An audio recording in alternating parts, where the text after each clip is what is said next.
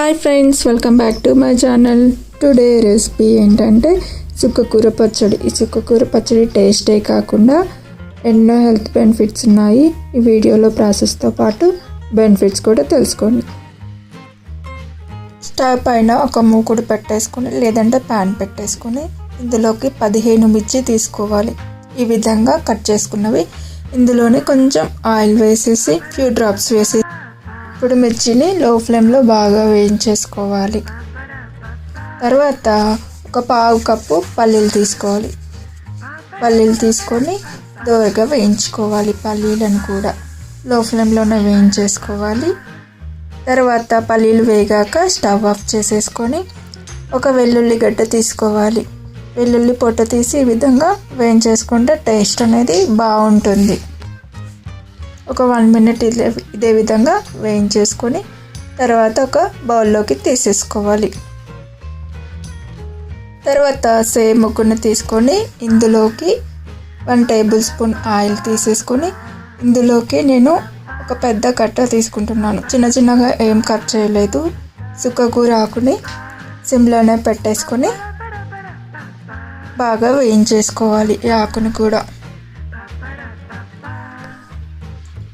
ఈ విధంగా చుక్కకూర వేసాక కలుపుతూ ఉండాలి. సిమ్లోనే పెట్టేసుకొని, లేదా కలపకుండా ఉంటే అడుగంటిపోతుంది. కాబట్టి ఈ విధంగా కలుపుతూ బాగా మగ్గించుకోవాలి. ఆకుని తొందరగానే మగ్గిపోతుంది.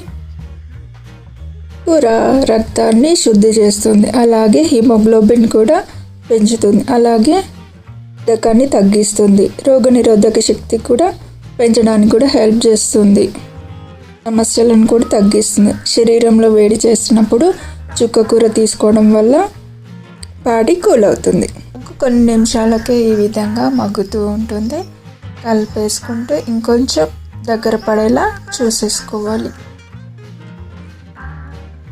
ఈ విధంగా రావాలి దగ్గరికి. తర్వాత ఇప్పుడు పల్లి, మిర్చి, వెల్లుల్లి వీటిని మిక్సీ చేసుకోవాలి.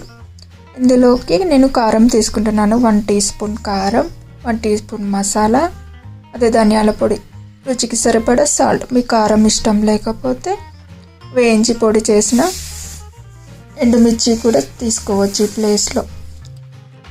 మధ్యలో ఈ విధంగా కలుపుతూ మిక్సీ చేసేసుకోవాలి. కొంచెం మెత్తగా చేసేసుకోవాలి. ఎక్కువ వాటర్ అనేది ఈ టైంలో యాడ్ చేయవద్దు. మిర్చి అనేది ఈ విధంగా పేస్ట్ అయిన తర్వాత ఇదే టైంలో చుక్కకూరను యాడ్ చేసేసుకోవాలి. చుక్కకూరను యాడ్ చేసుకొని మిక్సీ పడుతూ మధ్యలో ఇలా ఆపుతూ కలుపుతూ మిక్సీ చేసేసుకోవాలి. అంతే, ఫైన్గా ఇలా మెత్తగా చేసేసుకోవాలి. బాగా మెత్తగా చేసేసుకున్న తర్వాత ఒక బౌల్లో పెట్టేసుకోవాలి. అంతే, ఈ విధంగా ఒక బౌల్లో పెట్టేసుకోవాలి. బౌల్లో పెట్టేసుకున్న తర్వాత పోపు పెట్టేసుకోవాలి. పోపులోకి ఒక మీడియం సైజ్ ఆనియన్, కొద్దిగా కొత్తిమీర, కొద్దిగా కరివేపాకు, ఎండుమిర్చి 2 తీసుకొని 1 టేబుల్ స్పూన్ ఆయిల్ తీసుకోవాలి. 1 టీ స్పూన్ జీలకర్ర తీసుకోవాలి.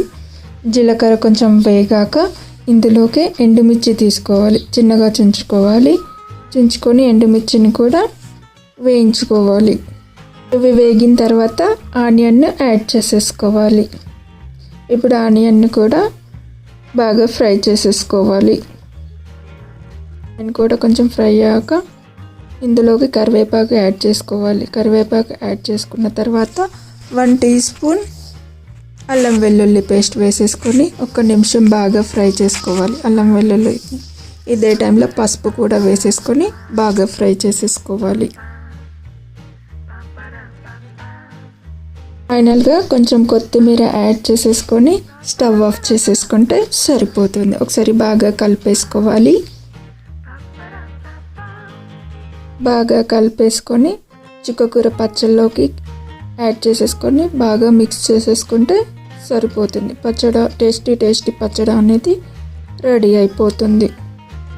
పచ్చడిని అన్నంలోకే కాకుండా దోశకు కూడా చాలా అంటే చాలా బాగుంటుంది. ఇంకా వేడి అన్నంలోకి అయితే ఇంకా బాగుంటుంది. ఈ వీడియో కనుక మీకు నచ్చినట్లయితే లైక్ చేయండి, షేర్ చేయండి, కామెంట్ చేయండి, సబ్స్క్రైబ్ చేయండి. Thank you for watching.